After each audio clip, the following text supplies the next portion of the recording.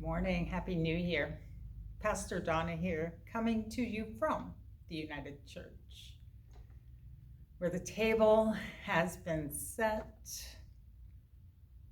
And boy, do I miss being here with you. So we are starting a new series. And so I just want to say a little bit about this series as we get started. The title to the series is What Does It Mean to Be Open and Affirming? Before we get into this series, I just want to remind people that the United Church is affiliated with two different denominations. The United Church of Christ, or UCC, and the Christian Church, also known as the Disciples of Christ, or the DOC. And both of these denominations are part of the Open and Affirming movement. According to the DOC, the mission of the Open and Affirming ministry is to build a Christian church that welcomes persons of all gender expressions and sexual orientations to the table of Christ, to the full life and leadership, to enjoy communion. You can find out more at the Disciples Alliance website. Our brothers and sisters in the United Church of Christ also have a website, openandaffirming.org, and they describe the movement this way.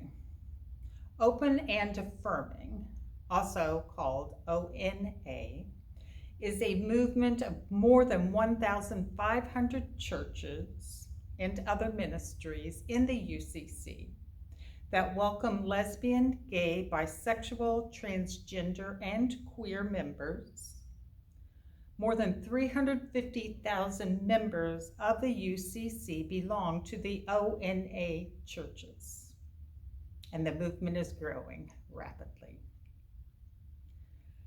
Both websites go on to describe the process for becoming a church that is ONA. This is what the UCC has to say. After a time of study, dialogue, and prayer, the church adopts an open and affirming covenant. And the covenant is a promise which commits the members to welcome the LGBTQ seekers, to support their relationships, and to advocate for their basic rights.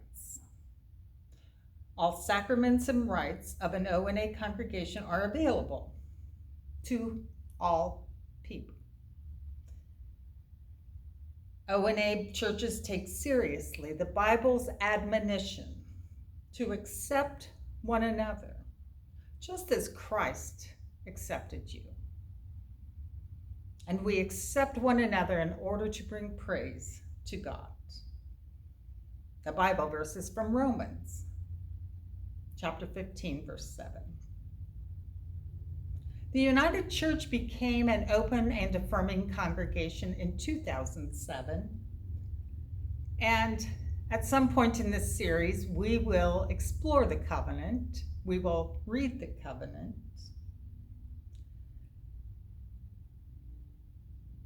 This week, instead of beginning with the covenant, we're actually going to begin with a blessing from Jan Richardson titled Where the Map Begins.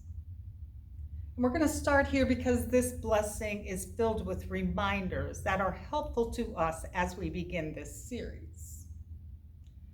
It's filled with reminders that are helpful to us as we enter into a new year and a new journey. And at the core of these reminders is the fact that we are spiritual beings.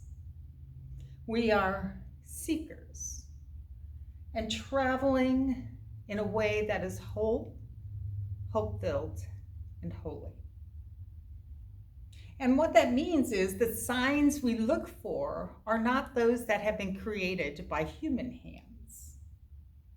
As followers of Jesus and seekers of the holy, we follow lights and stars and signs, which are mysterious and different. In addition, as spiritual folk, we know that we really don't have a clue about our destinations. What we do know is that we will return home different. May our journey into this new year and into this new series fill us with transformational wisdom, hope-filled healing, and authentic communion. Blessed be the journey.